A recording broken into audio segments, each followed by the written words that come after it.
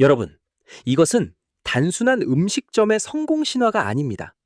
겉으로는 서민의 배를 채워주는 고깃집의 탈을 썼지만 실상은 정교하게 설계된 금융 플랫폼의 이야기죠. 국가가 자영업자를 살리라고 내어진 3%의 저리 자금이 본사의 연금술을 거쳐 18%의 고리대금으로 변모하는 과정. 우리는 오늘 명륜진사갈비라는 거대 브랜드의 이면에 숨겨진 그림자 장부를 통해 대한민국 자영업 생태계가 마주한 서글픈 민낯을 추적합니다. 프랜차이즈 본사의 이익은 어디서 나올까요? 보통은 식자재 유통 마진을 떠올리시겠지만 진정한 고수들은 자본 그 자체를 쥐어짭니다. 물류 마진을 통해 1차로 이익을 남기고 스퀴징 더 마진, 자금이 부족한 점주들에게 고금리 대출을 실행해 2차로 자본을 착취하는 스퀴징 더 캐피털, 이른바 이중 착취 구조입니다. 이것은 상생이 아닙니다. 점주의 수익이라는 톱니바퀴가 본사의 이익을 위해 강제로 마모되는 약탈적 구조의 시작입니다. 법망은 생각보다 허술했습니다. 금융위원회 감독을 받으려면 총자산 100억 원 이상이어야 한다는 규정이 있습니다. 본사는 이를 피하기 위해 14개의 대부업체를 설립하고 각 업체의 자산을 100억 원 미만으로 맞추는 이른바 쪼개기 전략을 사용했습니다. 중앙금융당국의 촘촘한 감시망을 비웃듯 지자체 등록 대부업체로 위장하여 법적 사각지대에 거대한 사채 성체를 쌓아 올린 것입니다. 비즈니스의 기본은 투명성입니다. 하지만 이들은 가맹사업법상 필수 기재 사항인 대출 조건과 대부업체와의 특수관계를 철저히 숨겼습니다. 정보공개서에는 버젓이 해당 사항 없음이라 적었죠. 창업의 꿈을 안고 계약서에 도장을 찍던 점주들은 자신이 본사의 고금리 이자 장사 대상이 될 것이라는 사실을 꿈에도 몰랐을 것입니다. 정보의 비대칭성을 악용한 명백한 기만이자 신뢰라는 프랜차이즈의 근간을 뒤흔든 행위입니다. 여기서 우리는 뼈아픈 질문을 던져야 합니다. 국책은행인 산업은행은 무엇을 하고 있었을까요? 8천억 원이라는 천문학적인 돈이 대부업체로 흘러들어가 고리대금으로 쓰이는 동안 사후관리 시스템은 완전히 마비되어 있었습니다. 정책자금이 투입될 때는 반드시 목적어의 사용을 감시해야 함에도 불구하고 시스템의 치명적인 실패로 인해 서민을 위한 혈세가 서민을 잡는 흉기가 되어 돌아왔습니다. 이 사건의 가장 아이러니한 지점입니다.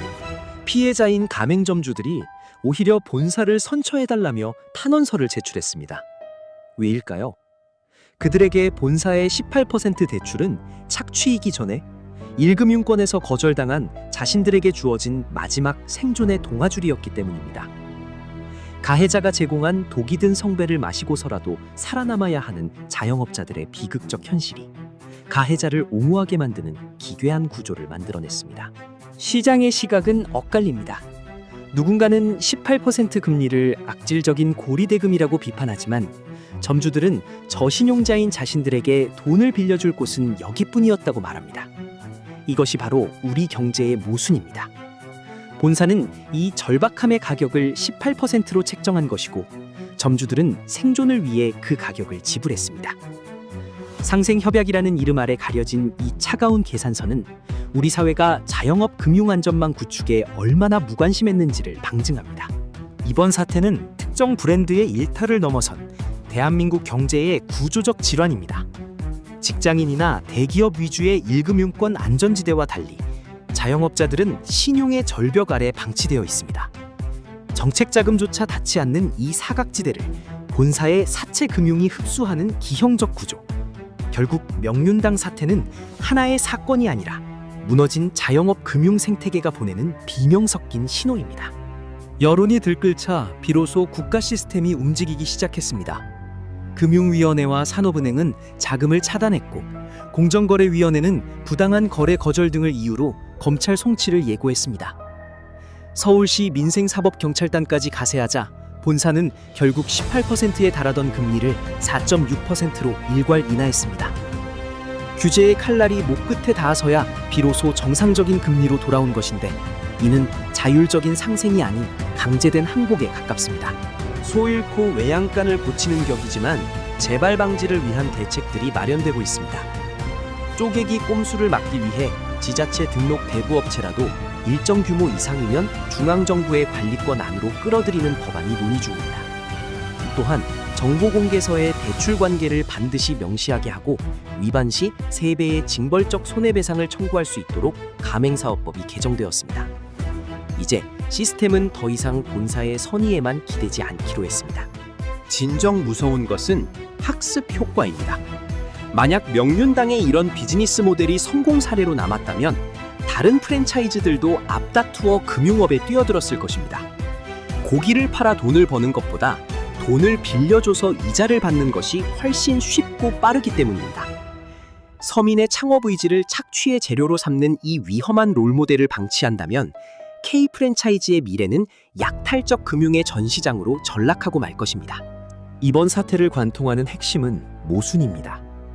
천문학적인 임대료와 권리금이라는 기둥, 눈먼 국가정책 자금이라는 또 다른 기둥.